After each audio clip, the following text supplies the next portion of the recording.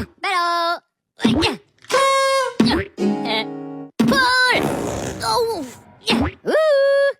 Ya.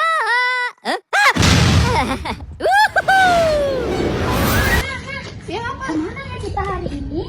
Kemana ya? Kita lihat UMKM sekitar yuk. Ayo, di mana tuh? Ayo. Halo semuanya, kenalin aku Adelia Sapitri dan teman aku Sapna Soleha. Kami ingin melihat UMKM sekitar. Ayo kita. Mau kemana Tuan? Ini kami mau naik UMKM. Kenapa? Kau mau ikut? Mau lah, nggak pernah aja aku ya. Nih kami kenalin ya teman kami satu lagi ada Dini Anggraini. Jadi kami bertiga mau melihat UMKM sekitar nih teman-teman. Ayo ikutin kami. Bye bye.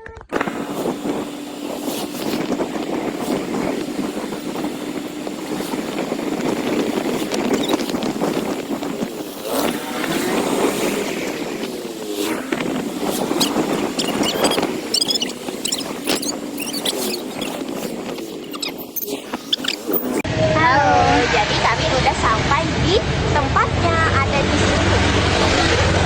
Rumah Keripik 2. Yuk masuk. Di toko UMKM Omah Keripik 2 ini menyajikan banyak sekali cemilan-cemilan enak yang bisa kita nikmati setiap harinya loh, dan buka setiap saat. Nah, halo teman-teman. Jadi kami udah berada di UMKM Omah Keripik nih teman-teman.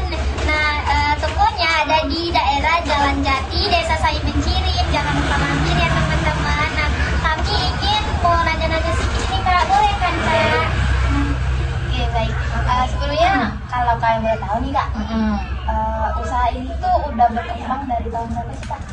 Kalau tepatnya tahun itu awal mula ya, Bapak Keripik ini Bapak meninggal itu tahun 2006. Berarti udah lama juga ya? Ya. Berapa tahun ya? 19 tahun ya? 19 tahun. Nggak 19 lah, ini tahun 2000. Tak 20 tahun. 20 tahun. Tapi kita belum kenalan ya sama kakak. Ya. Boleh sama kakak siapa? Assalamualaikum warahmatullahi wabarakatuh. Saya Muhammad Putri, kita sedang berbicara seperti nama saya. Orang biasa kadang-kadang panggilnya Nur, kadang-kadang Nur ya kan. Makanya di situ dibilang Inur Inur setia. Karena kan dari awal bermula dari Inur itu kan kawan kuliah manggilnya Nur Hayati In. Jadi namanya kadang-kadang Nur, kadang-kadang Inur gitu. Itu nama Inur setia Bapak. Biar itu Bapak. Tapi tadi berarti berkembangnya usaha ini kan dari tahun 2006. Iya. Nah, itu yang awal mula pengembangnya itu berarti bapak kakak. Yang awal membuat itu bapak, terus kakak karena kan selama ini keripiknya di belakang. Nah terus kakak bangun di depan tuh lahirlah Omah Keripik. Itu kenapa lahir Omah Keripik? Karena pada saat itu suami lagi resign, maksudnya bukan resign sih, ada masalah dengan bank. Karena kan waktu itu bank bangkrut ya kan. Jadi namanya kita perempuan kan kebetulan makin itu kan berjalan terus dari sekolah itulah lahirnya Omah Keripik. Tepatnya sih kakak nggak tahu ya tahun berapa, lupa.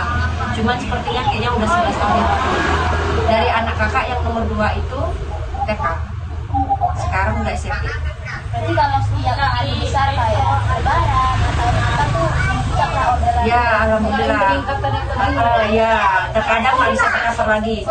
Kita kalau untuk keripik ubi, keripik pisang mungkin karena banyaknya orang itu kan, maksudnya masyarakat itu kadang-kadang ada yang buat sendiri.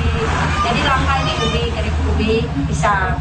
Cuman gitu pun kami tetap ubi sendiri. Itu ubi sendiri nggak bisa cover, makanya kakak bermitra dengan kawan kakak. Lebaran itu keripik pisang.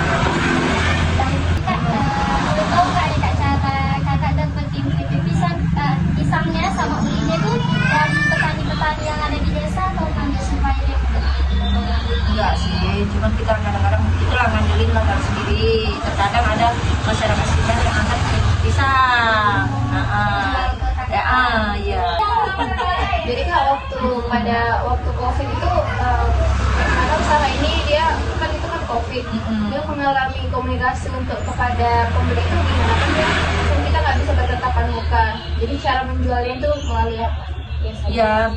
Ya biasa aja gitu. Itu COVID itu nggak ngaruh. Oh, Nggak ada pengaruh gitu.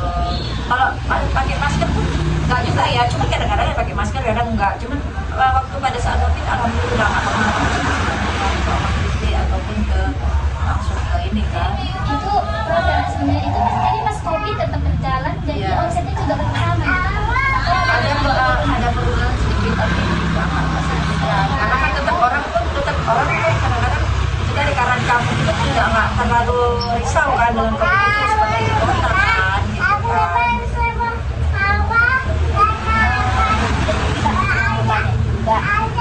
Selain outlet yang ada di sini, kira-kira kakak jualannya ada di media sosial atau apa? Ya kadang-kadang kakak masukkan di IG, kadang-kadang Facebook, yang seringnya itu. Kakak kan memang kakak ini namanya ibu rumah tangga ya kan, maksudnya gaptek gitu. Dalam itu pun penting. Kadang-kadang kan suruh orang, ayo coba di Shopee pakai GoFood atau kita masing-masing nggak mahal. Maksudnya ada kakak itu mau kawan-kawan sih support sih, maksudnya cari karyawan yang pandai ke media sosial kayak TikTok, kayak Shopee Food gitu. Karena kan nggak pandai, palingan kalau keripik-keripik ini sudah terbang kemana-mana gitu. Udah terbang ke Pekanbaru, bahkan ke apa lah, banyak lah ke Jakarta.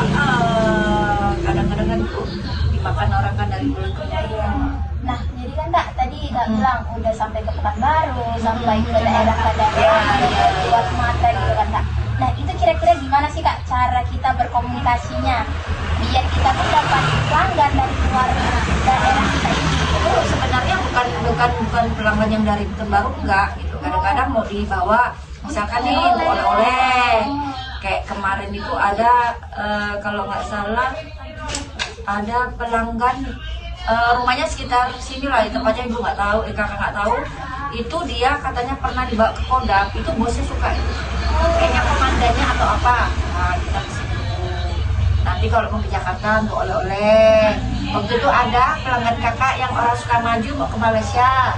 Nah itu dibawa ke Malaysia, gitu-gitu. Kalau untuk kakak kemarin itu baru kirim juga, sering bisa itu dari ini aja, media sosial itu kawan kenalan, terus tahu kan sering saya post kakak, coba lah aku bikin basket ini cobain ya, kakak kirim melalui JNE kan, JNE. Jadi ini produk Kakak semuanya rata-rata ada buat sendiri atau ada ngambil dari luar? Ya ada dari luar. Kami produk sendiri itu seperti ubi pedas, ubi original juga yang kakak maksud tadi, keripik pisang. Terkadang pun kalau ada keladi buat keladi, tapi jarang. Ayah nggak ada keladi di sini. Pun nggak sembarang keladi yang bisa buat keripik. Ubi rambat tuh, ubi rambat kuning. Nah, itu kita buat sendiri. Tapi kalau kayak kue bawang atau apa kita minta buatkan orang. Manfaatkan masyarakat sekitar, kayak kembang loyang, kayak peyek bibi kami sendiri. Berarti juga UMKM sekitar itu diatur lagi. Iya. Karena orang itu kalau nggak kakak minta ya nggak buat. Cuma kalau kakak minta terkadang ada juga yang kayak ini kembang Malaysia ini kan. Nah itu dia memang buat untuk dikede-kede. Jadi kan udah sudah masuk ke obat-obat. Kayak ini yang di pasar 5, ini kembang dari orang pasar 5. Kayak macam kalau itu stik kentang, telur gabus dari orang Medan Timur. Iya. Tapi kalau yang sekarang ini kakak beli di Semarang. Di daerah Jakarta. Ya di daerah Semarang. Kami boleh Kak dia untuk teman-teman kita lanjut ke produksi di belakang ya. Ikutin kami. Nah, Oma Keripik ini juga memproduksi hasil keripiknya sendiri, seperti keripik pisang, keripik singkong. Kebetulan saat kami tiba, yang mereka produksi adalah keripik pisang. Nah, berikut ini merupakan video penampakan bagaimana proses pembuatan keripik pisang di Omah Keripik 2. Mulai dari tahap pengupasan, pemotongan, hingga penggorengan mereka lakukan secara manual di dapur mereka. Nah, selain itu mereka juga menyediakan berbagai cemilan keripik lain yang bisa kita beli dengan harga yang sangat terjangkau dan ramah di kantong. Yuk kita ramaikan UMKM sekitar di desa kita.